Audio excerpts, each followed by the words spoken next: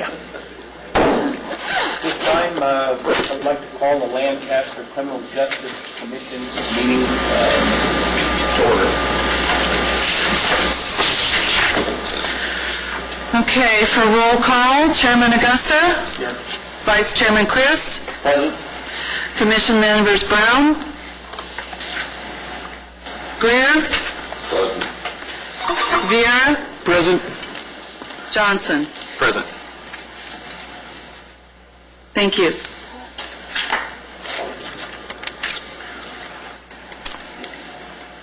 Public business from the floor. Appears that we have no citizens today, so we'll take us right into new business. Begin with new business item number 1, approval of the minutes. I'd like to make a motion we approve the minutes. I'll second that. I'm sorry, who seconded? Greer. Thank you. I don't know. Having some trouble here. I got it. Now you'll need to vote. Ooh.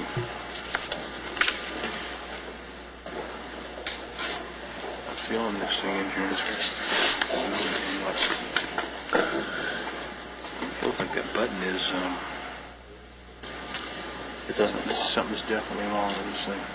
Cycles through. Here we go. Man, I'm not seeing anything in here. Okay, here we go. Okay.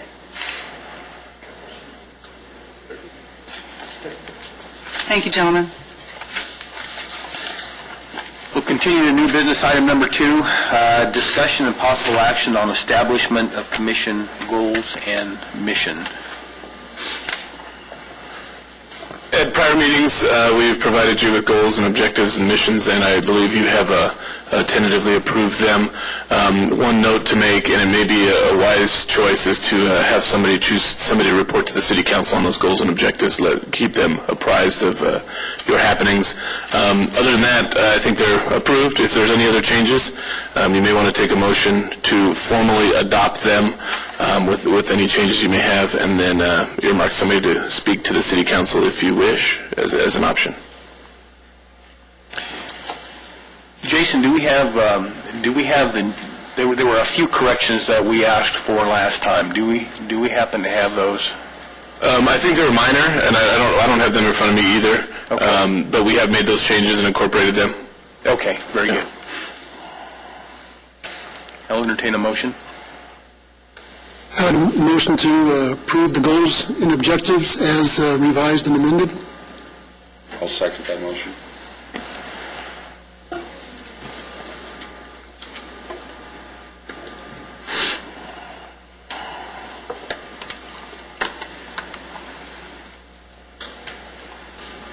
Thank you, gentlemen. We're going to have somebody to report to the City Council.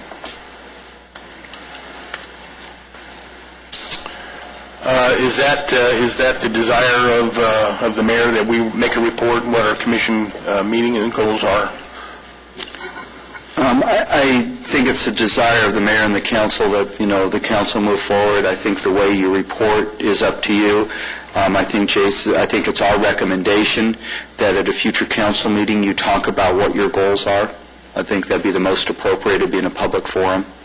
But it's up to you how you want to communicate with the council as your advisory to the council. Yeah, that'd be appropriate. Will staff calendar that for us?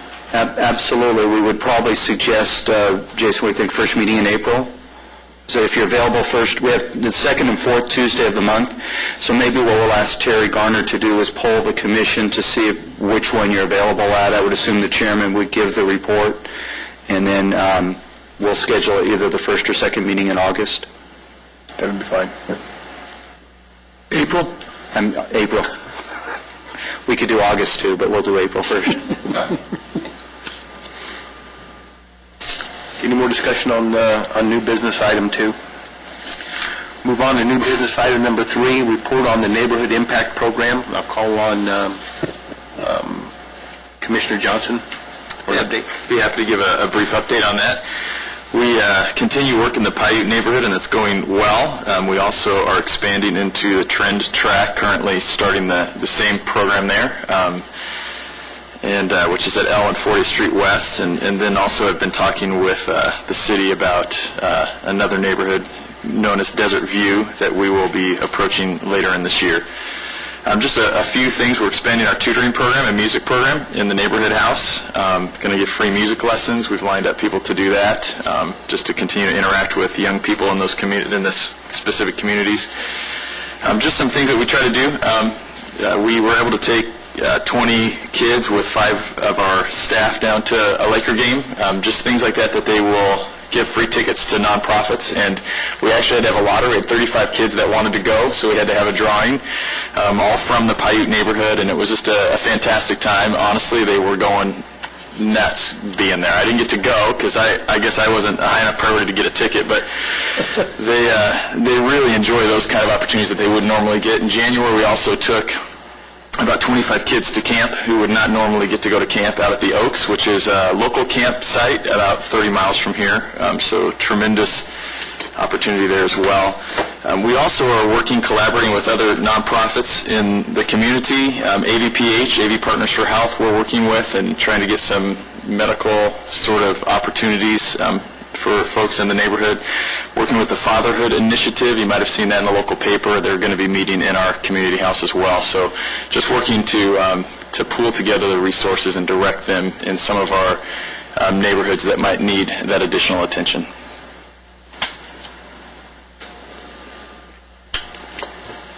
Any discussion?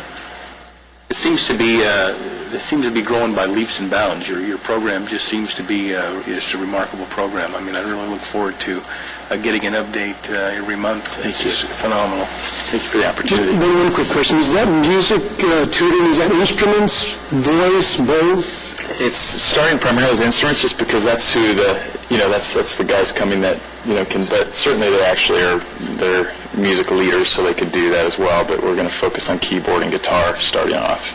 So see where that goes. What kind of help can we give you?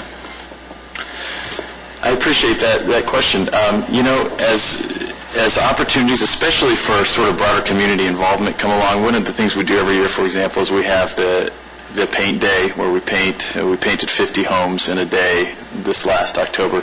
Those larger projects, the Martin Luther King Day where we painted, the El Dorado School along with the city was doing other activities. I'll just try to do a good job of letting you know when those larger events are coming. That can be a place where it's really easy for, if people volunteer to bring refreshments and to just mobilize people to come out. So as those larger events come, I'll try to update you ahead of time.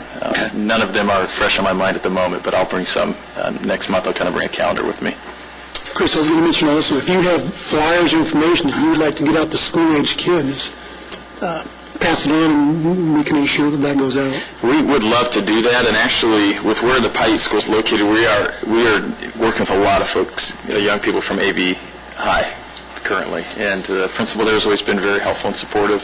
And we do twice a month take muffins to the local schools, including AV High, Linda Verde, Paiute, and just to let them to the teachers and just to let them know we're supportive. And that has certainly led to the painting of classrooms and just meeting some of their needs.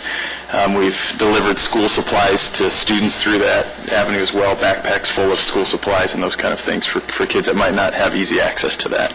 So thank you for that, and we can be in touch.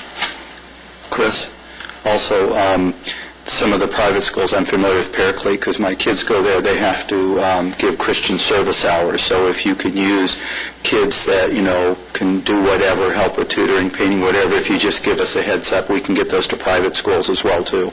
That's a great idea. Thank you. Thank you, Chris. Thank you. New business item number 4, update on the Buy Local program. We'll call on Vice Chair Chris to give us an update. The Buy Local program's up and running. We saw the first commercial today at 5 o'clock this morning. So I've seen it several times since then. The Time Warner spots are up. The automobile stimulus commercial is up. The mayors have conflicting schedules, so we're scheduling them. Everything looks good. The car dealers are happy. They're selling cars. It looks like it's working. The new car dealers are saying that people from Beverly Hills are coming into the Antelope Valley to buy new vehicles because of the stimulus package. The city did a broadcast on, I believe it was Fox, and it went from there. I'm sorry, I can add when you're done. Go ahead. About that. As Marv said, and I really want to thank Marv because he got the ball rolling on a lot of this, but the city has a 22-point economic stimulus package which we've been rolling out. The part that the Vice Chairman talked about is our auto rebate program that's been going since March 1st, and we can't give exact numbers because it's proprietary, but the sales have increased, the traffic has increased tremendously. We are penetrating markets like Beverly Hills, which we probably don't sell a whole lot of normally. We also had the Vice Mayor was on Fox News twice, Fox and Friends on Sunday morning, and Fox Business News with Stuart Varney during the week. And that's got the word out. Lots of people see that. So we're not only drawing people locally, we're drawing people from out of the area. We just had a meeting with merchants today. The second phase of the program is signing merchants up. And we've just started that. We have a media blitz where we've sent letters out to them. You'll see advertisements in the Valley Press. The gift card program, we've moved it up. We'll start on March 30th. And you'll start to see a lot of information on that. It's very important to keep that date because there's a lot of pre-work that has to go in. We have 5,300 merchants. We have to sign up as many as possible. We have to get the word out. The merchants need to be set up. So we're trying to push this as quick as possible. We have an aggressive marketing campaign on both TV, print media, direct mailing from emails, and using the business networks as well, too. That's the second part that we'll roll out. You'll also see in the next 60 to 90 days a broker program where we'll give additional money to brokers for filling up empty buildings. Program that our deputy city manager is working on, which is very exciting, is a way to allow people to opt into an assessment district to have their homes redone with solar. That's another thing that we'll be working on in 60 to 90 days, hopefully. And then we're also working on some of the other programs as well and pushing out our capital projects, too, to get people employed as well, too. So it's a comprehensive program. We've got tremendous press on it. We were literally the first in the country to do this. If anyone is interested, I can get you. In fact, we'll get you the Fox News advertisement. So lots going well. The last thing I would add on the stimulus package is when Marv and I talked, one of the things that dealers have always talked about is that they just want to get people in because there's this misconception that people can't get as good a deal here as they can in the LA basin, and that's completely false. They all pay the same for cars. The rebate program has helped get rid of that misnomer. People now believe, because it's true, that they can get their best deal in Lancaster. So we don't have to overcome that. The campaign that Marv's working on now is going to go that step further, which is it's your duty as a citizen to look, if you're buying a car, look here first. So it's all going very well, and you're starting to even feel just a hint of optimism in the air. Maybe not optimism, but not as much pessimism. So it's all going well. That's a report on our economic stimulus program. And we'd be happy to answer any questions, Jason or myself. I think the community is excited about what we're doing for them, both cities, and the car dealers are just loving it. So it's good for everybody. And when we do the program that actually explains that law enforcement, fire departments, and the public services get their money from the general fund and their tax dollars, if we educate the public and we educate them enough, we should see a larger increase. So, and congratulations to staff. You guys have done a great job. Well, we get to be the front people, but the people are putting all the hundreds of details together, our economic development staff. They just ran a meeting for 40 merchants today, and if you would have sat through that meeting, the level of detail to go through just to put a gift card program together is incredible, and they have it all covered. So they're the ones who get the credit. Congratulations to them. Thank you. We'll pass that on. Thank you, Mark. New business number 5. I'd like to call upon Shelley Henson to give us an update. Good morning. Just wanted to let you know that our Corps deputies They have taken our Business Watch listing. We now have 167 groups, and they have randomly made phone calls to various business owners or managers. They've also stopped in at some of our local Business Watch members, and also our crime prevention deputy, Deputy Montez Dioka, and one of our crime prevention officers, Craig Steffen, recently dealt with an issue at our local Darwiner Schnitzel and worked with the management on a problem that they were recently dealing with, and we got it resolved. So not going to give you much more than that, but this will continue to be an ongoing practice for our office. I don't know if you have any questions. Thank you.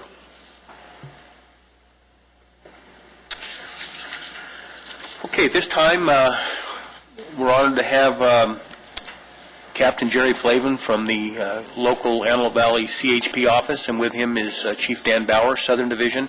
And they're going to give us a little bit of a overview of what the California Highway Patrol does for our community and some of the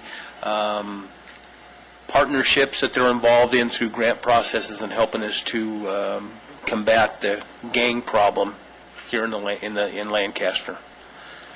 Captain Flavin, thank you for coming.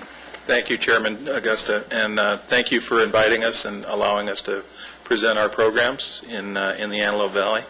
I'm going to start with an overview of my department, the California Highway Patrol, and if this is redundant information, I apologize, but I thought it was important that we specify right at the start what we do and as compared to other law enforcement agencies. California Highway Patrol is primarily responsible for traffic enforcement in the state of California. We cover all unincorporated roads in the state of California and all freeway systems. We primarily enforce the vehicle code. We enforce the laws, investigate traffic collisions, and basically make sure that motorists are crossing our freeways and highways safely and soundly. The Sheriff's Department obviously handles penal code violations, property, and personal assaults. And as you could probably surmise, we deal closely with the Sheriff's Department. They're a close partner with us in everything we do. I work closely with Captain Anderson as well as Captain Denham up in Palmdale. And we have a very good working relationship here in the Antelope Valley. And I'm very proud of that the men and women of both departments work very, very closely. That goes into our departmental strategic plan, which first and foremost is to save lives. But secondly, it is to work closely with allied agencies, and I think we accomplish that here in the Antelope Valley. In 1995, the California Highway Patrol merged with California State Police, and we took over their jurisdiction. So in addition to traffic enforcement, we also protect state facilities and state employees throughout the state of California, and in Lancaster itself we have the DMV office, the Caltrans Yard, EDD, and Senator Runner's office that we stay in close contact with, and we statewide compile criminal statistics data for our state facilities. We have an air operations program that at times is in the valley. There are two helicopters in Inland Division, and if you were at the Palmdale Christmas Parade, you saw our helicopter. It started off the parade, and we have two airplanes. Our air operations program has a two-pronged mission. It's law enforcement and search and rescue, and they do both very, very well. I would direct you to our website, www.chp.ca.gov. There's a lot of very good information about our department, as well as ongoing information about what's going on around the state and in the LA County as well. There's a traffic incident information page. I don't know if you've gone to that, but that gives you updates on what's going on around the state, real-time updates, what's happening at the different communication centers. And it's good information, particularly good if you want to know about an incident that's happening at the time, or you just want to see what's happening down in the LA Basin if you're making a trip. The other thing on the website, and this is very, very important to us as a department, is there's a recruitment portion of that. We are trying to hire 400 new CHP officers. That's in and above what our attrition rate is, and we are working very hard to find the best candidates to be CHP officers, and we recruit heavily in the Valley, and we hope to get as many of the young men and women as we can to serve as officers in the California Highway Patrol from the Antelope Valley area, and that's one of our missions here in this office. Overview of the Antelope Valley area itself. We've been in Lancaster since 1960. Prior to that, it was a resident post out of the Newhall office. I have 42 officers, 4 sergeants, and a lieutenant that work for me. So you can see we're a little spread out, but they all do a great job. Beginning this year, we will have 2 motorcycle officers working throughout the valley. It's the first time, I believe, ever that we've had motorcycles in Antelope Valley, so I'm very proud of the program, and I'm sure it's going to be very, very effective. I have a senior volunteer program of 22 seniors. You see them everywhere, and they're a very effective group. They're a very diverse group. I interact with them every day, and they're just a great group of people. And I have PhDs to retired grocery store managers. So it's a very good group, and I enjoy working with them. And they do a great job for us, and they help augment the 42 officers that I have. Geographical boundaries of my command. I have the largest geographic command in our southern division. It goes from Kern County line at Avenue A out to 262 on 138 on the west side, out to San Bernardino County on the east side, and then to Red Rover Mine on 14. So as you can see, it's a very, very large geographic area, and we cover on any given day snow in Wrightwood to dust storms on the 14 freeway. Statistics, 2008. We had some pretty significant decreases. We had an 11% decrease in reportable collisions last year, 3% decrease in DUI-related collisions, and a 12% reduction in fatal victims. And while I'm proud of that statistic, that's way too high, and every day we look at ways that we can lower that statistic. Somebody told me a while back that for every death, every traffic fatality, it's about $1 million to the state economy, and the incalculable loss to friends and family is just. We had 22 fatal victims last year, and I just think that's way too high, and we're doing everything we can to lower that as much as possible. We had a 24% increase in enforcement contacts. We had 32,000 enforcement contacts with citizens and people traveling through the area. So we're out there, we're enforcing the laws, and we're educating people as they go. We had a 95% seatbelt compliance, which means that 95% of the people driving through the Antelope Valley wear their seatbelts, and we're very, very proud of that. In that, we know that seatbelts save lives and minimize injuries, and we're going to get to that remaining 5% as soon as we can. And also, we had an 8% increase in motorist services, and that's just getting out to the folks and helping them whenever we can. Helping change a tire out on the 14 freeway, or getting a tow truck, or just giving information. That's what we're all about, and I'm very proud that we're able to do that. Some of our local programs. May 1st of 2008, we began a program in conjunction with the sheriff's departments in Lancaster and Palmdale. our name for it was CalGrip, and it was specifically targeted on grant funds to target gang activities in the valley. What was unique about our program was we had our officers team with the sheriff's deputies in the same car. Two-man cars, two-man women cars, and they rode a 10-hour shift, and they did CHP-related duties, and they did SO-related duties. It was very innovative, and I believe, and I think both sheriff's captains would agree, that it was a very successful program. We got to see what the sheriff's department does, and the sheriff's department got to see what we do, and a lot of exchange of intelligence, and it was very, very advantageous to both departments. We did see a reduction in gang murders, assaults, and nuisance problems, and I would like to think that that program had a large part to do with it.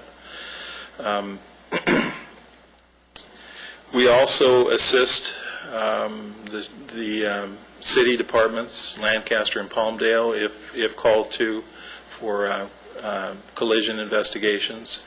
An example of that was Deputy Pierre Bain when he was killed in a traffic collision.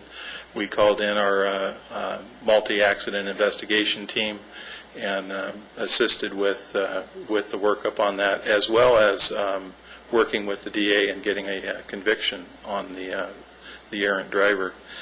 Some of the fun things that we do a Chips for Kids. You probably saw them at the mall. We collected thousands of gifts for needy children and distributed all those thousands of gifts to the kids around the valley, and very proud of that program. And it's what law enforcement really needs to publicize, is that we do a lot more than give tickets and arrest people.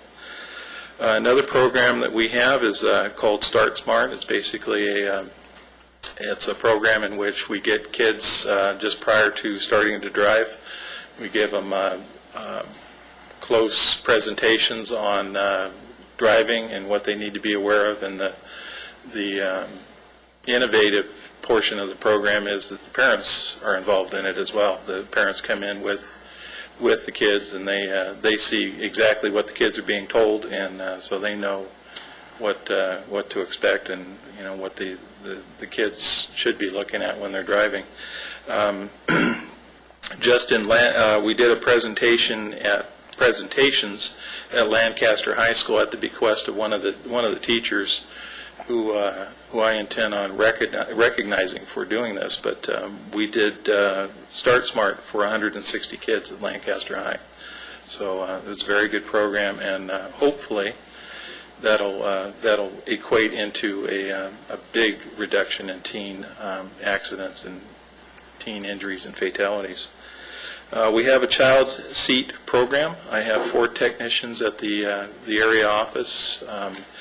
If you have mothers or parents that would like to know about their car seats, or whether they're putting it in right, or if they have the right kind of car seats, they can make an appointment, come on down, and one of our technicians will go over all the fine points of use of a car seat. And we also have a car seat giveaway program for parents that need the car seats.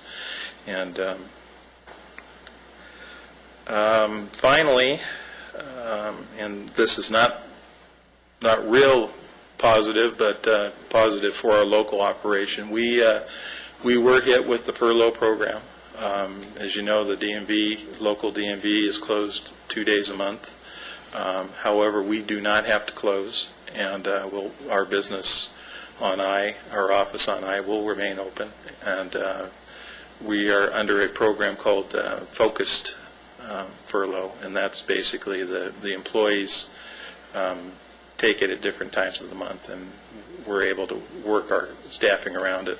So my hope is no reduction in services to the public, and we give a great deal of service to the public at our facility. I brought in some information packets and some things that talk about our many grants, and so if you would like like one of those, they're there. Just pick them up at the end of the meeting. And with that, that's the end of my presentation. If you have any questions. How are you funded? The motor vehicle fund. Which is automobile registration fees. Registration, mostly. We are funded from other venues. We receive grants, and we very, very little general fund monies. Your CalGrip program, talk a little bit more about that. CalGrip is funded by Office of Traffic. Well, actually, no, it's not Office of Traffic. It's a governor's program, and it's we intend on we're hoping to start it up this year, and my request was April 1st through June. My request was to put 6 officers Fridays and Saturday nights with deputies, and to do basically the same thing that we did last year. Interdict nuisance parties, make lots of stops on local gang members, and basically let the gang members know we're in town and we're taking it seriously. Is this a statewide program, or is it new here to the Valley? Who put it together? It's a statewide program. It's a governor's initiative, and we started it last year. I believe it's been going on 2 years. So it is new to the Antelope Valley as of last year. We've used it to great effect down in the LA Basin, and we've brought it up here in 2008. I wanted to ask you, thank you first of all for your service to our community and your presentation today. I wanted to ask you, as somebody that obviously is just an expert in law enforcement and specifically with our area, what your perception is of the real issues that are facing the city of Lancaster as we meet here, and then what I'm sure what kind of ideas go through your mind as you what kind of a prescription would you say is needed for our area? So how would you assess overall the city of Lancaster and the issue of crime? What do you think are the major issues, or the the top 2 or 3 things that we should be looking at, and do you have any suggestions of how to meet some of those needs? I came here in May 1st of 2008. Prior to that, I was the commander in Mount Shasta, which you would think is a vast chasm between the two places. But actually what I found here is that it's very, very similar. It's obviously bigger, but it still has that rural, traditional nature. This community is very, very law enforcement friendly. And, even folks that you wouldn't think are supportive of law enforcement tend to be in this valley. So with that said, what I have found in this valley is that the local leaders are very supportive of all our programs. They give us the green light to anything that we want to do here. They let it be known that we're going to enforce our laws, and the politicians in the valley are going to support us while we do that. That being said, I would say that this commission is exactly where we want to go. Things like this, continue to maintain intelligence of what is happening in the valley, and continue to let the public know that we have an agenda to make this a safe and good place to live for families. As far as what we do, I can't really think of anything that we could add. Obviously, I would like to see more personnel here, but we have approximately 7,000 officers for the whole state, so it is what it is. And so we do innovative things, and some of those were the seniors, using the seniors for things that the officers don't necessarily have to do. Using grants monies effectively. Some of the other things that we do is DUI roving patrols. We do that on overtime and grant monies, and so that's very effective for us. And basically, what I need to do is get the word out to the outlying areas and the outlying townships about what we do and what our concerns are, and that's the biggest thing that I have to do as a commander, is just educate the public about traffic safety and how to operate a vehicle and how to what to do and what not to do. So and we are doing that. We're getting out to Antelope Acres and Juniper Hills, and it's a big area with a lot of people that we have to talk to. Thank you. Thank you. A couple questions, Mark Brown. First of all, I'd like to apologize for coming in after you began. I'd like to apologize for being late. What's the impact of the population of people that are here in violation of the law, undocumented people, in terms of your job? How much of your time and effort of the department goes into coming across people on the highway that don't have documentation, driver's licenses, insurance, and so on? How much of that takes up your time? I really couldn't tell you. I know that we store and impound a lot of vehicles, and a lot of that is for not having driver's licenses, and that's basically our concern, is that they're driving without licenses, they're not registering their vehicles, and so in that frame, we spend a lot of time doing that, but that's what we do statewide, and I don't know that it equates to illegal immigrants. I think that's the basis of your question, and it's just we concentrate on people that are driving without licenses and not doing what they have to do to be a motorist in the state of California. Do people who are found to be without a license, what happens to them? Are they cited, or what happens? We cite them, and if it meets the criteria, we will impound or seize their vehicles. And the seizure can be either come in with a licensed driver, and you can get it the next day, or it could be as much as a 30-day impound.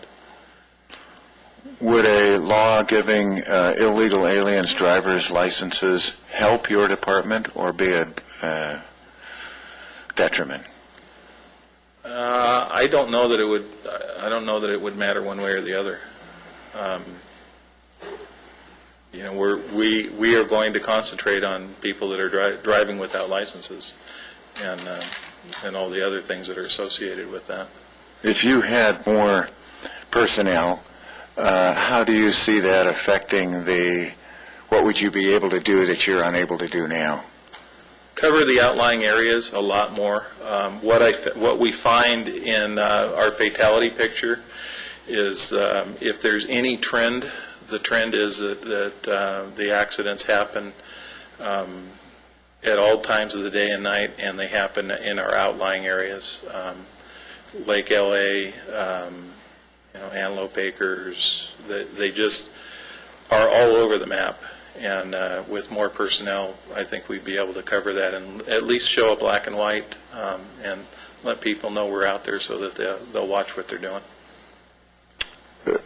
Tangentially related both to crime and to your work, the growth in the valley to some effect is limited by the access on the 14.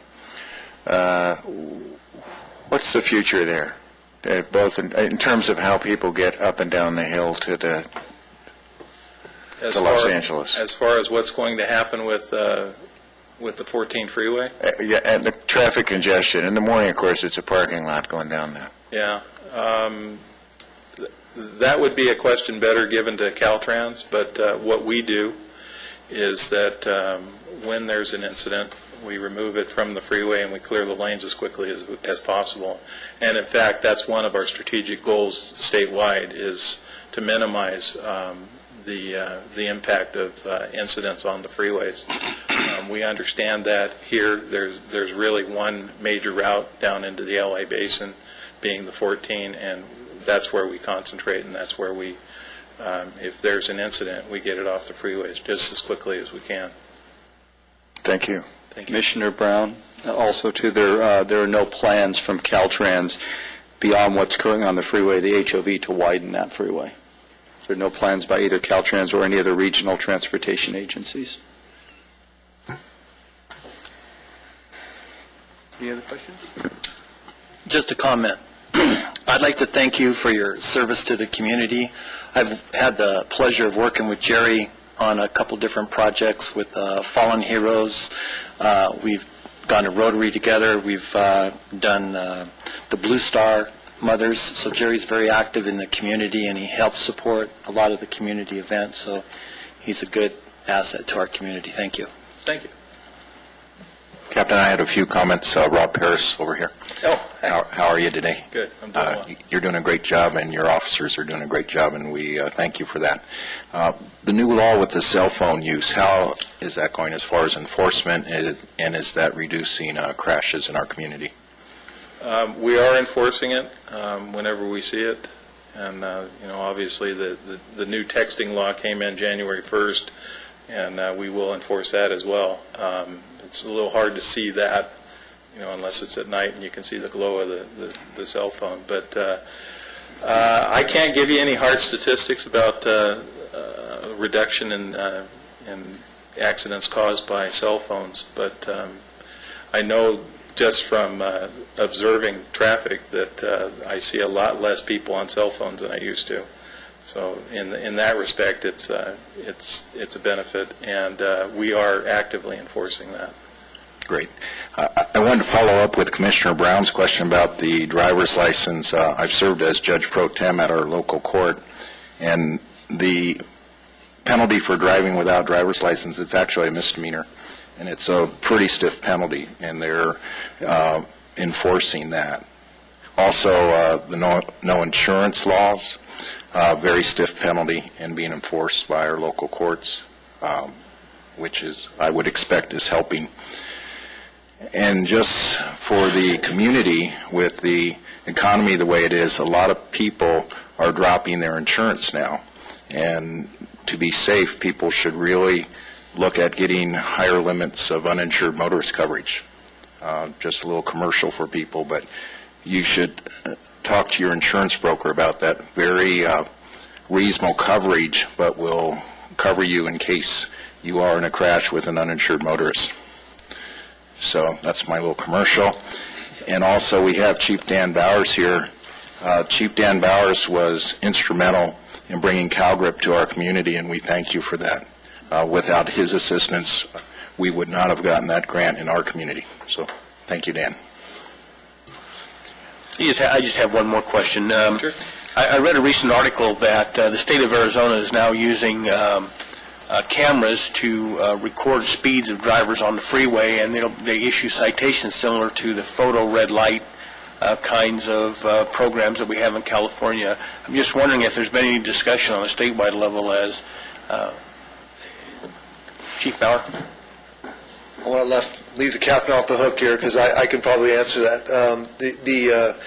The stance of the Highway Patrol official in this state is that we are against that, very much against speed enforcement without personal contact from law enforcement. And I know they've been doing it in Arizona, I think Utah, but the commissioner has traveled around the country and gone to these meetings and commissions, and we have an official policy stance against it. It doesn't mean that our position is going to result in it not happening, because obviously we don't make the laws, we just enforce them, but our position is against it.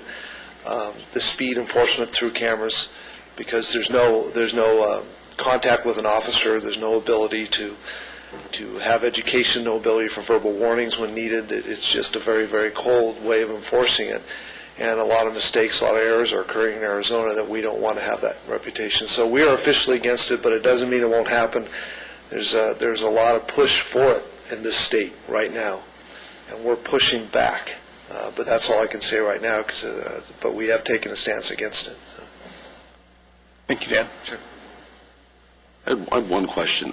Captain, I know citizens, we see extra enforcement for DUI, like through the sheriff with these checkpoints. What extra efforts besides the obvious daily work that all of your patrolmen do, what other extra efforts? Are there grants and different programs that work with CHP for specific issues like that? We do have DUI grants through Office of Traffic Safety, And right now, we are incorporating what we call roving DUI, and basically that's officers that'll work an overtime shift, doing nothing but targeting impaired drivers. And we have done that long-term, and it's been an effective use of grants monies, and we do that every year. And we here in the local command target where and when we're going to do that, and basically look at our picture and try to figure out when the best bang for the buck is. And we've been doing that for quite some time. Thank you. You're welcome. Any more questions? I had one final question. Captain, has the city and the Highway Patrol ever done any joint DUI task force or checkpoints together? Not to my knowledge. Would that be of interest for you to organize with the sheriffs? Yeah, certainly. Captain? There were other communities that have done that in the past and have found it a very good way to get the officers working together and focusing on a major problem within our community. So if you guys might want to go to lunch and talk about that, that might be something that could happen. Axel and I do that regularly, so yes, we will definitely look at that. Great. Thank you. Captain, last year when Commissioner Farrell was here for Law Day and committed to working in this CalGrip program, I know that you guys have been working that this year, and I know that you stated that you were about to start a new grant. Is that what I understood you to say? We have submitted a request to do it, and it looks like we will probably get it. And how many is it based on the amount of money or based on hours? How is that divided? Well, my request was based on hours, and basically what I looked at here in the local command was how much I could field. I mean, it's all on overtime. However, I have finite resources, and I based it basically on what I could put out in the field, and that was the maximum I could put out in the field on overtime. You know, the mayor is committed to reducing crime in the Antelope Valley area. That's a huge priority of his, and he's committed to that. If it goes as you expect, about how many days would we expect this grant to cover, or how many hours would you, if you get your request, how many hours would you be committing toward CalGrip for this period of time in 2009? The initial request is for April 1 through June 30th. It's every Saturday and Sunday during that period. 6 officers on 10-hour shifts and 1 sergeant for each day. And we are precluded for asking for more than 90 days at a time.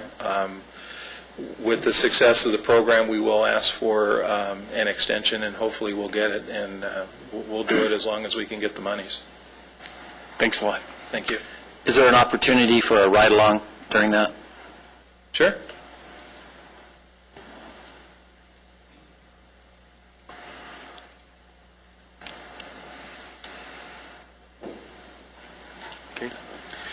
Thank you very much for coming. Really appreciate all the hard work you're doing out here and helping us reach our goal of reducing crime in Antelope Valley. Thanks a lot. Thank you. Thank you. Thank you. All right, that takes us to new business item number 7, LASD update.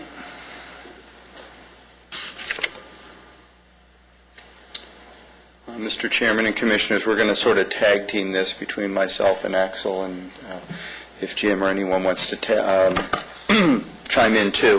Before I get to that, I did have the pleasure of visiting Phoenix and Friends about 4 weeks ago, and the photo enforcement on the freeways was the #1 topic and extremely unpopular, and I share the concerns, and I think all citizens would. So there's a few things we want to talk to you about, and some fall into my purview. One is the contract with the Sheriff's Department. As you may or may not know, we have between the 40-some contract cities and the Sheriff's Department, there's a 5-year rolling contract that goes, and it outlines in broad terms the scope of services to be provided. And then we additionally, after that, go and have an individual contract every year that just deals with how many deputies we're contracting for and the price of those deputies. The 5-year contract would run out at the end of June. Additionally, overlaying this is there is a pending suit between the contract cities and the County of Los Angeles for an action that the county took against the contract cities to extract what could be up to $7 million out of a liability trust fund. In simple terms, contract cities pay into a liability trust fund. What's paid out of that is for officers in the line of duty if there's a lawsuit against those. The City of LA, or the County of LA, without going into too many details, breached that trust and took money out of that for something that clearly was out of scope, and the Sheriff's Department agrees with that. With all that as a backdrop in the economy, the Sheriff has made a very generous offer, which the contract cities have accepted, which is just to defer any renewal of the contract for 1 year. We will go on exactly the same terms through June of 2010. What that allows us to do is get the liability trust fund behind us, and in a bad economy, the time is not the time to negotiate a contract extension, because there's things that we would like to see different, there's things the Sheriff would like to be seen different, but the financial and the economy will override all of that. So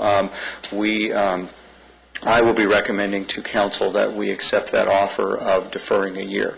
Doesn't change any of the service, doesn't change the amount we contract for, doesn't change any of that, but it allows us in a better, hopefully, environment to negotiate a contract. The next discussion I will have is on ComStat. If there's any questions on the contract, I could take them at this time or later. Okay.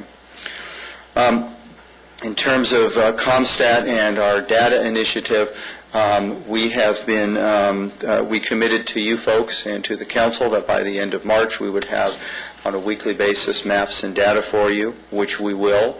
You will have access on a weekly basis to that, as will the Council. It will be the crime information from a prior week. I need to caution you that the information is not the same as crime rate or the crime. As an example, when you do a crime would be number of victims. You could have one incident that had 7 victims, it'd be 7 crimes.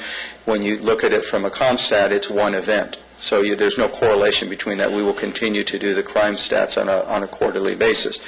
But what I would suggest is that we're going to give this to you in the next, hopefully, 2 weeks. You'll have access on a weekly basis, and we would like to agendize a fuller discussion on your next agenda on the data and what you want to do with it.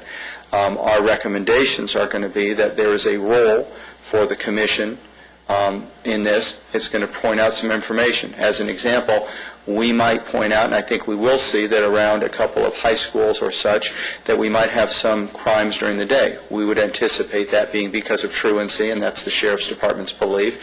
So there are things in your purview that you might be able to help with that, as the Sheriff's Department would, and Dr. Vieira as well, too. There will also be certain things that we as staff in the Sheriff's Department will be meeting in a closed basis on a weekly basis, because there are brainstorming things and things that we need to talk about that are operational in nature. And, for example, we did that with the parole task force, where we got parole, probation, Sheriff's Department, cities together. We just closed it down. We said, we're going to air all the dirty laundry in here, because you're not going to get chastised for it, and we were able to have a better working relationship. So there'll be sort of that dual thing going on. But our recommendation would be that we present you, give you access to the data, you'll have it for 2 or 3 weeks, and then we agendize it for the April meeting, and you can sort of talk about where you want to go and where you see your role is.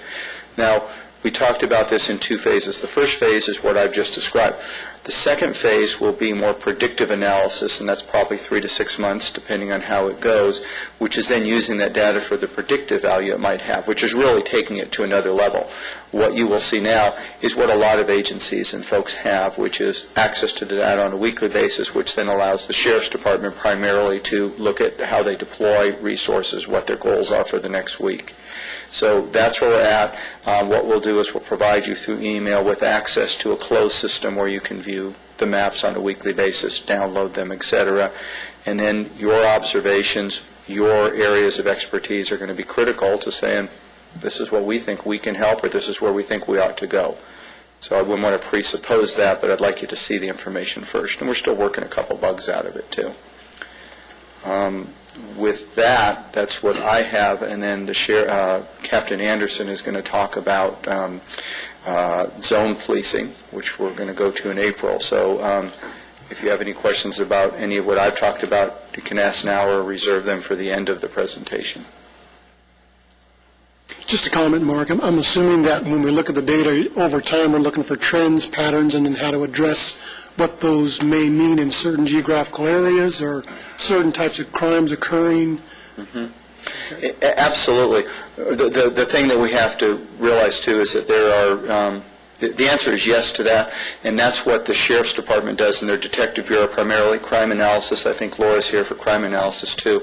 That's what they do. What we're hoping to do is give additional information, because there are some deficiencies in the Sheriff's Department system through no fault of our own station, and we're hoping that on a weekly basis, by providing this data, providing it in formats that are graphically easy to look at, and a 52-week rolling average, that it provides them with additional tools, information, where they can then use their professional expertise to say, for example, I didn't know that, but this is what might be happening. So that's the goal of it, is provide something that we don't have now to the Sheriff's Department, primarily to the Sheriff's Department. Okay, if it's then the pleasure of the Commission, we will agendize that for April for a fuller discussion. Thank you, and then I'll ask Captain Anderson to come up and talk about everything else. Everything else? Okay. Good morning, Commission. What I'd like to start with is just to kind of give you a heads up, let you know a little bit about what our plans are coming up here. On April 1st, we plan to break our patrol areas down into 4 quadrants in the city. Now, these quadrants already exist because Corps deputies have been working these. The Corps deputies' assignments were to take responsibility for that one quadrant that they were assigned to, contact people, become aware of problems, and then work with our special teams over at the station and also our patrol personnel to help work on some of these long-term problems that you see out there, whether they're problem apartment building or drug dealing in a certain area. And it's really been very, very successful. What we're going to do now is we are going to take all of our patrol units assigned to each shift, break them into even teams, or as even as we can, and place them in these quadrants. And what we're hoping to do is arrange scheduling so that they keep them, these same teams, in these quadrants for a long period of time. And that obviously does some really good things, I think, when it comes to problem solving, because these units get used to the residents in the area. They get to know the local businesses. They get to know the local criminals, the local gangsters, drug dealers, whatever. So I think what it does is it gives them a better foundation to actually solve long-term problems in that area. I think, although it might take some time, the other thing it's going to do is it's going to kind of engender in each of these teams a pride in that particular area that they're working. And there might even, at a certain point in time, good-naturedly, because we don't want to let it get out of control, but it could cause a little bit of competition. Hey, dude, we got 4 robberies over in your quadrant. We had none. What's up with that? I mean, I can see deputies doing that, and I think, in essence, that's really good. We don't want that to go so far as to destroy that very, very important teamwork that has to occur between all deputies, especially on a busy night, because you can see these on a busy night when you've got calls going on all over the place. You might have one quadrant that's just loaded down with calls, and guys are going to have to come over to that other quadrant to help each other out. So I can see some really, really good things happening here in terms of deputies dedicating themselves to certain areas, and getting to know those individuals in those areas, and getting more into a problem-solving mold as opposed to driving around in the area hoping to get lucky by obsing, a bad guy driving by a car or a group of gangsters walking down the sidewalk. Although I think there are times when that type of policing is necessary to just get out and see what's going on, I think we give our deputies more of an opportunity to actually get into a specific community and work with that community to solve problems. So we're working on that, and April 1st we hope to, like I say, kind of pull the trigger on that and get them out working. The other thing I wanted to comment on, I've been to a couple of these CompStat meetings, and our intrepid city crime analyst, Jim over here, is putting this all together. And I got to tell you, the first two that we've been to, I find they are very, very successful and very, very interesting. And what I did want to let you know here this morning, and we can't act on it right now because Jim and I have some more work to do, is we identified in those processes that juveniles are committing in certain areas around the city many of our Part 1 crimes, particularly ag assaults, burglaries, what was the other one, car theft, auto theft. And we have started the process of putting together, some kind of plan to deal with that. And it broke down into long-term plans and short-term plans. The short-term plan, Don and I are going to be working together to augment our truancy team for a short period of time to see if that actually has an effect on this. We've got a couple of schools over on the east side that seem to be problematic. There, we could identify on maps that there were several of these Part 1 crimes occurring very close to those schools. So we're probably going to deploy over there, and we're going to see if that works, if we can kind of slow that type of thing down, because you all know that bringing that Part 1 crime rate down is one of our major accomplishments that we want one of our accomplishments that we want to accomplish. So I would say that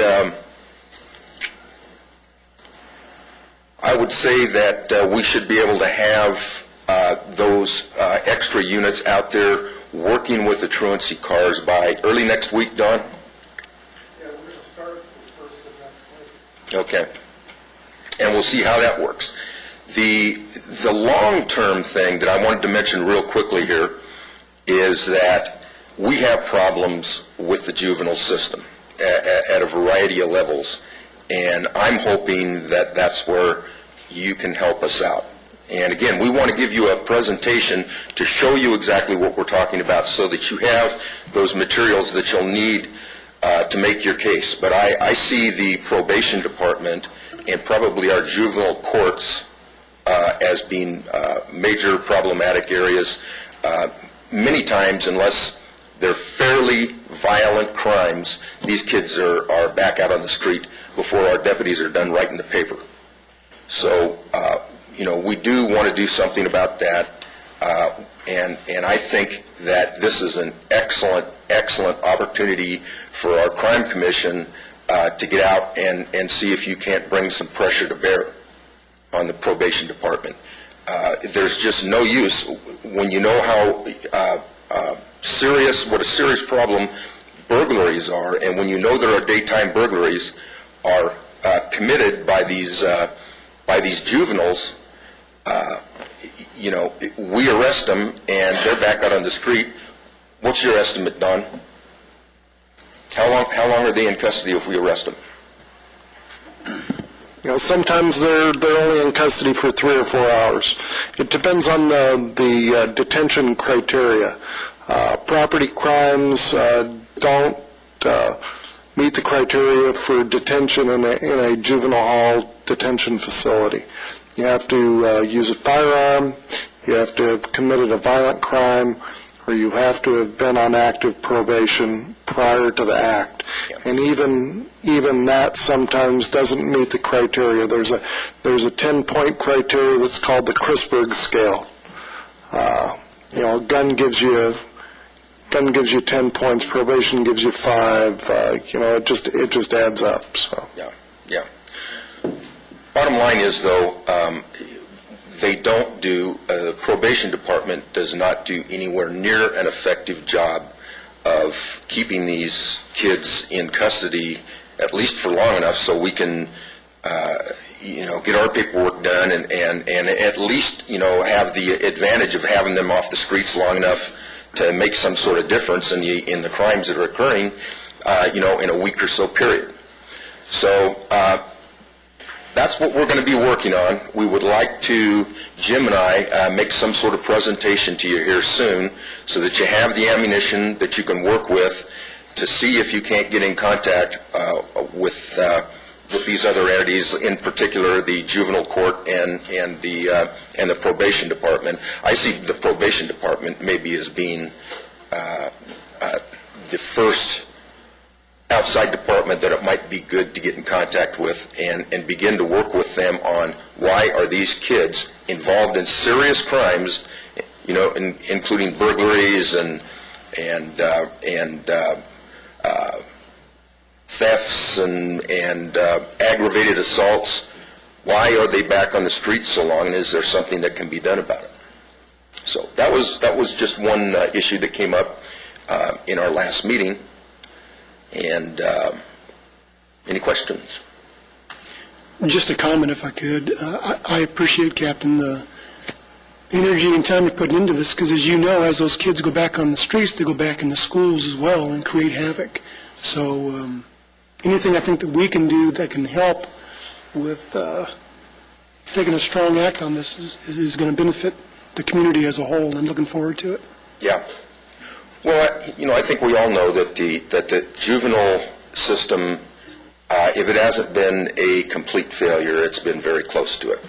It's not dealing with particularly the hardcore young thugs who are really into that gang lifestyle. It's just not. And I think that we need to seek some solutions in those types of individuals, regardless of what crimes they're involved in. They need to be held in custody. Because this is just a revolving door, and our deputies are out there working very, very hard.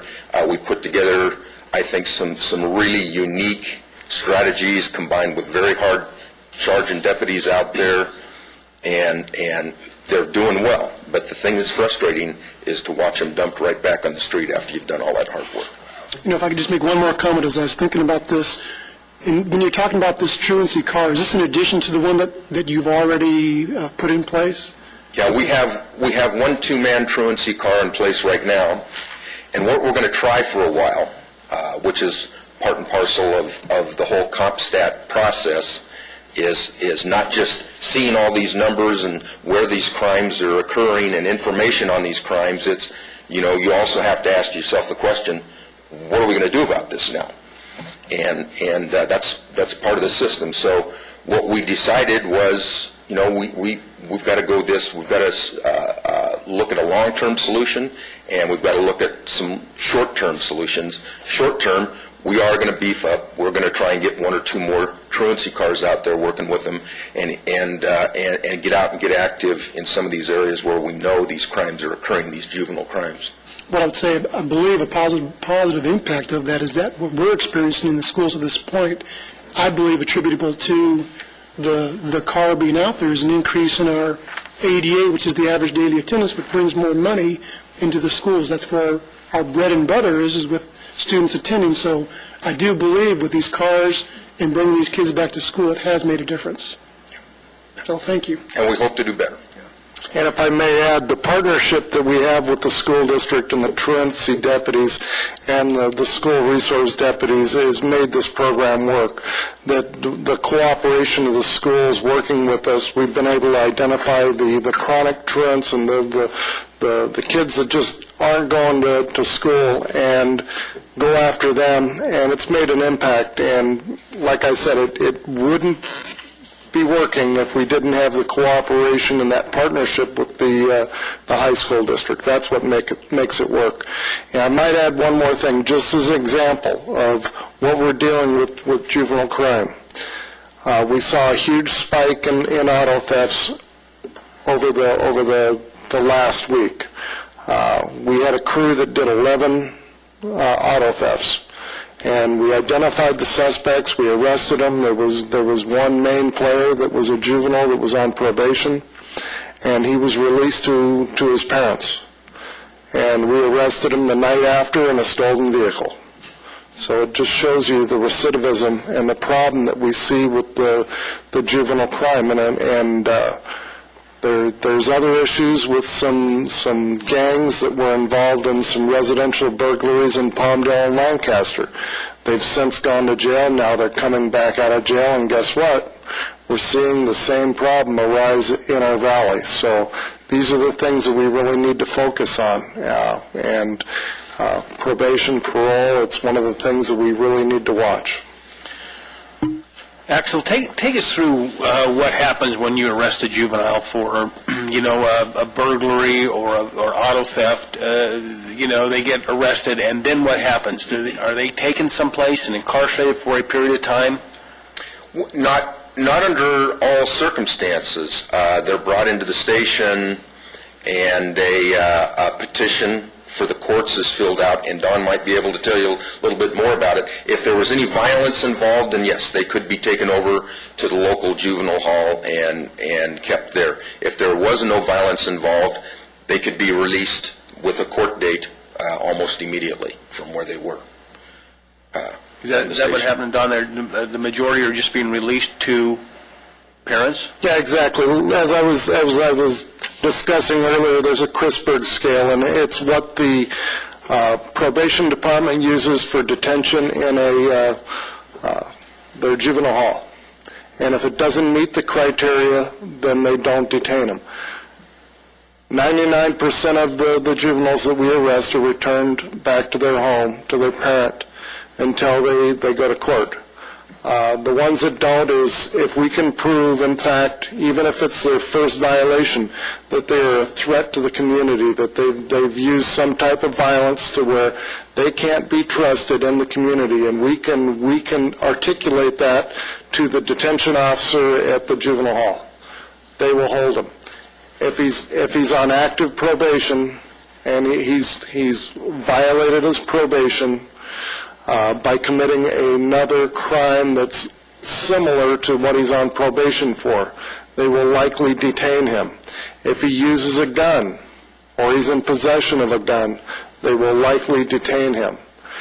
Just because we get the detention doesn't mean that they hold him in juvenile hall until he goes to court, though, because they do their own screening once they get there, and they find out what the home life is going on, what his past record is, talk to his probation officer, and sometimes even though he meets the detention criteria, he will be released 2 or 3 days later. What about things like driving under the influence of drugs or alcohol? They're released to their parents similarly if it's a first-time offender? Yes, absolutely. So if somebody's arrested for vehicle theft, it's a juvenile, and they don't have a prior conviction, so they're not in the system yet, they are mostly going to be, absent some use of force or danger, they're going to be turned over to their parents, and they won't get into the system until they have their first court date. Is that what I'm hearing? That's correct. Yeah, property crimes don't qualify as detention criteria in a juvenile hall. And is that a local county procedure, or is that a statewide statute that requires? Well, there's statewide statutes, and then each county takes a look and they make their own detention criteria. Okay. Chief Taylor at the probation office is in the process of rewriting their detention criteria, but they can take a look at the law and make the criteria what they want it to be. Is the county criteria more lenient than other counties? I really haven't taken a look at the other counties, but I know, all I can say is that, based on my experience, is extremely lenient to what I've talked to other law enforcement agencies that they're seeing. I think the juvenile system, for the most part, is a statewide system, so they're going to be fairly simple, fairly similar. I'm not sure that there might be some small variances from one county to another, but it's supposed to be a statewide system. You know, one of the issues that the county probation office is dealing with is that California State Youth Authority no longer exists, so they don't have any state sanctions for juveniles who have committed crimes. It all falls upon the counties. Okay, thank you very much. Captain, I had a question. If we're able to identify the juveniles that are committing the Part 1 crimes, and because they're property crimes, the probation and juvenile justice system isn't dealing with them, I would imagine, and Dr. Vieira maybe you'll answer this question, most of these juveniles would be somewhere inside the Antelope Valley Union High School District in one of the programs. That's correct. So why couldn't we, with the Sheriff's Department and the high school district, work together to identify these juveniles, maybe try to set up some type of counseling, mentoring program within the school, an identification system within the school? When these juveniles are absent or are having problems, the sheriffs are notified of the absence, and they can have a welfare check and just keep track of this group within our community and help them, mentor them, counsel them, and provide them welfare checks when they're not at school. Would that be a possibility? I think to a certain extent that very same thing is happening. Our CAOs are staying in very close contact with our truant car, and when we return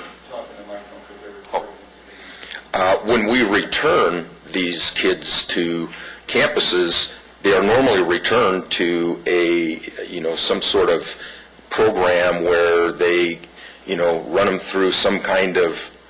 We have various programs depending on what the violation may be, but one point I was going to mention is that one of the challenges that we face, and again, I think probation needs to be a part of this discussion as well, because there are lists that are put together, but we sometimes don't get names of active students that are on probation and don't know until such time there may be a violation where we weren't aware prior of that. So that might be a discussion that we can continue with probation as well, because they need to be a part of this triad as we move down this road. But yeah, they bring them back to school, depending again on the offense. We have what we call our SARP program, a school attendance and review team. We have the SARBs. We have different type of counseling. We have alternative programs, whether it be at a comprehensive high school or whether a continuation or an alternative special program might be more appropriate. But could we set up a program where, I don't know how many there could be, say 50 or 100 juveniles within a year. I don't know what the number would be. Well, I can tell you that I've seen a list prior. At one comprehensive high school, we've had as many as 150 students on probation. On probation. Yeah. That we know of. And I'm looking at more the juvenile that's committing the Part 1 crimes, actively committing them within, a 90-day period or a 6-month period. If we can start identifying them, counseling them, mentoring them, and have some type of program with the school district, probation, sheriff's department, so that when, John Smith is absent that day and he's been identified as a Part 1 criminal, that the sheriff's department's notified. The sheriff's department can send one of the truancy cars to the house, check on John Smith, see if he is in fact absent for a reason he should be absent. If he's not, notify the parents, find John Smith, bring him back to school, and maybe stop a Part 1 crime from occurring. Well, I think that's a great idea, and I think that we do have the resources to do that. We have what we call a CAW, is our community attendance worker, and they do work hand in glove with, I think, your truancy cars as well. you could asterisk those names and, put them on a priority if we wanted to do that. What do you think, Captain? Would that... I think it's a good idea, and I think it's worth trying. I really do. How can we start working on implementing it? What would be the process? Well, I think we would have to start out with planning and work out any kinks in the program by getting our truancy guys together with our CAWs to talk over, okay, how can we do this? So it'd just be a matter of getting them together, and Don and I can kind of monitor things, and Dave, and we'll see what we can put together. Yeah, I think I'm sorry, Bob, but putting it together, I think if the people who are the experts, your truancy folks, the school district get together, they can put the meat on the bones of the idea. Absolutely. And and I think, too, I always caution, we need to start it out as a pilot or small. Instead of 800 people, maybe you pick the top 20 to try it on, or the top 30, however you identify those bad actors. Well, maybe we can tie it into our CompStat program, and as we get on board with the CompStat, start identifying them through CompStat, and those are ones we work on, and maybe make it part of that program. I don't know, you guys are the experts, but it seems to me that if we can identify, keep check on what's going on with them. And also, Dr. Vieira, if we can tie it in with a mentoring counseling program where not only are we identifying them and going out and checking with them when they're not at school, but trying to tie it into some type of program where we can change the behavior. It seems like it could be a workable program. I think it'd be very, very workable, and in a lot of cases we do that with a lot of those students. But I do think it'd be key that probation be a part of this as well. Okay. Well, with that said, what I was going to ask the commission, maybe next meeting we could try to get probation here, a representative from probation. Now, that was one of the things that we were going to try to suggest at the end. I don't have the schedule of, the staff put together a schedule of presenters, and it wasn't necessarily in an order, but I would suggest, as Rob said, that we get probation scheduled probably sooner than later, so that we can get a little bit better understanding of this issue. Is that Chief Taylor? I think it'd be Janice Jones is what I've been told. And also, along with that, I don't know if the commission knows, but we have a very good and active juvenile judge, Chris Estes, up here that has been doing a fantastic job. And potentially we could get him to come and address the commission on what's going on with the juvenile court and maybe tie it in with everything we're talking about today. And our city manager has recommended possibly we could have Judge Estes the same time we have Janice Jones and tie in the whole juvenile program. Would that be okay with you? Yep, I would think that'd be a great idea. We get a little bit a better perspective of what the total issue is. Yep. Can we make sure Axel and Don are here? Oh, yeah, they don't have a choice.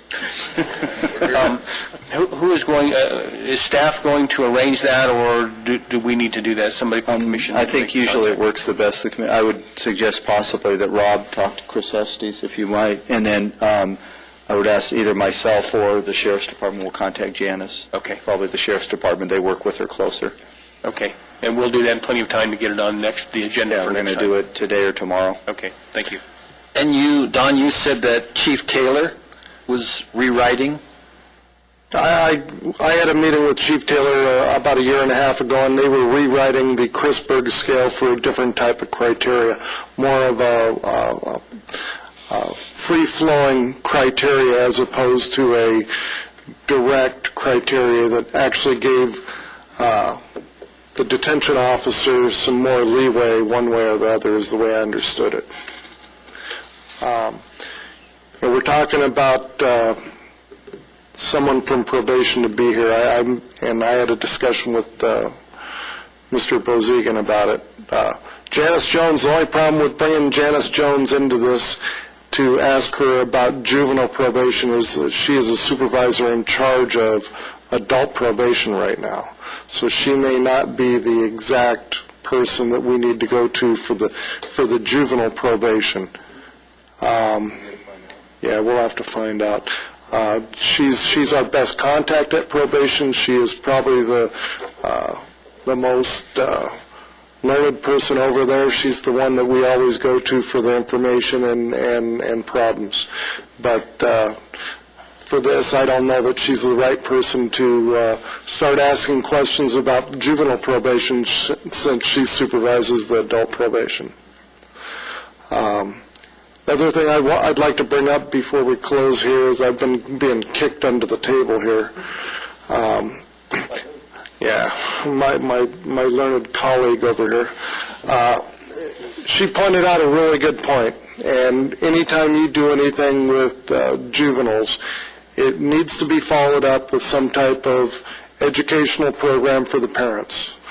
She was victimized by this burglary crew that we talked about earlier, and the vehicle that they used was left in the area. Well, we arrested the kids.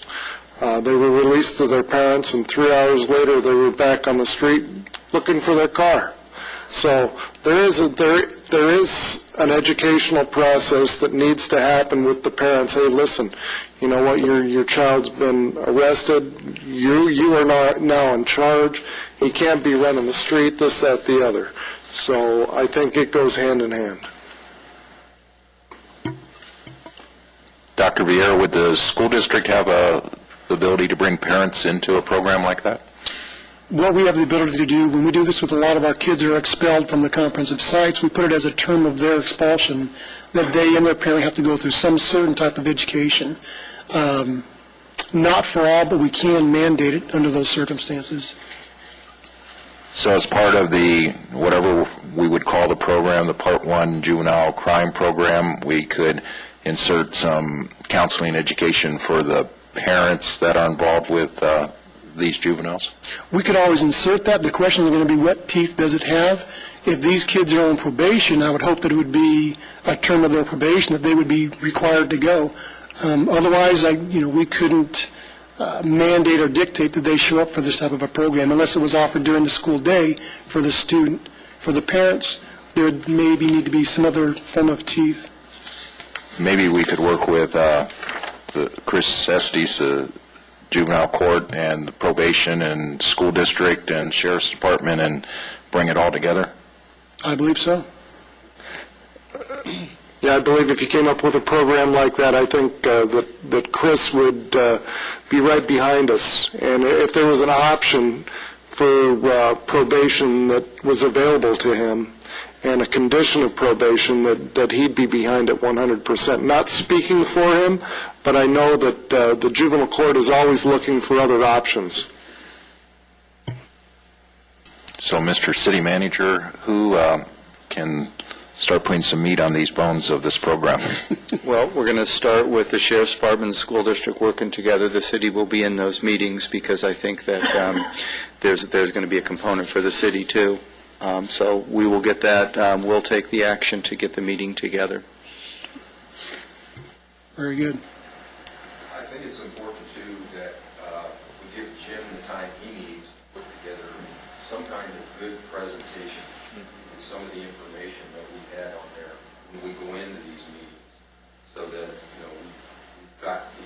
we've got the convincing information that we need to let these other departments, or help them understand what we're talking about.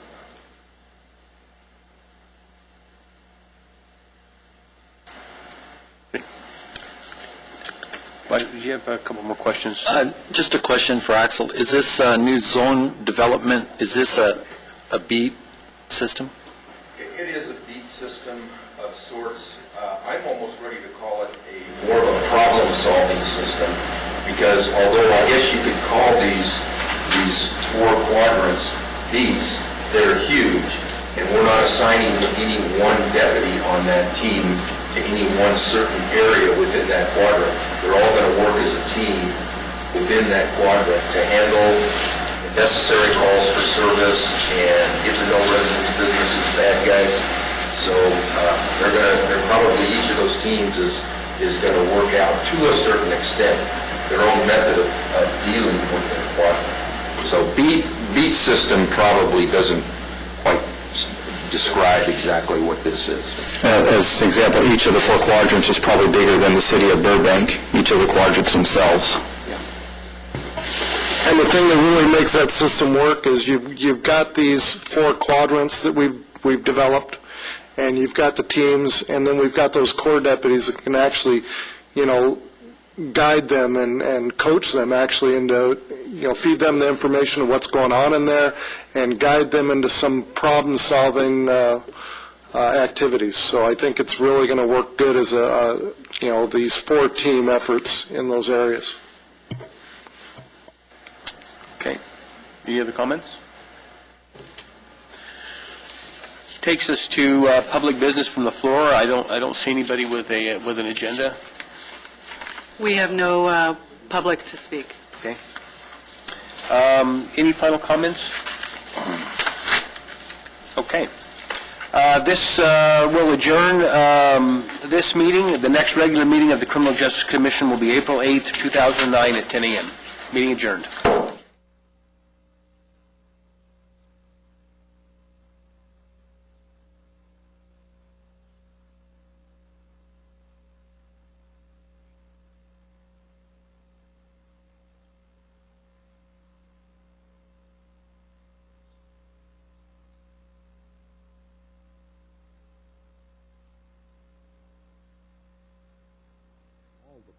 To Southern California. This is an enormous accomplishment because it's all renewable energy. It's almost virtually no impact on the environment. There is no carbon footprint to it. This is a model that is going to be copied around the world. Any place in the world that has sun, they will now be able to produce power cheaper than you can do it on coal, oil, or natural gas. Cheaper. Not only are we going to produce this electricity, it's going to be cheaper than it currently is. When I say we're going to change the world, we are changing the world. And we've been able to accomplish this by working with people as partners. When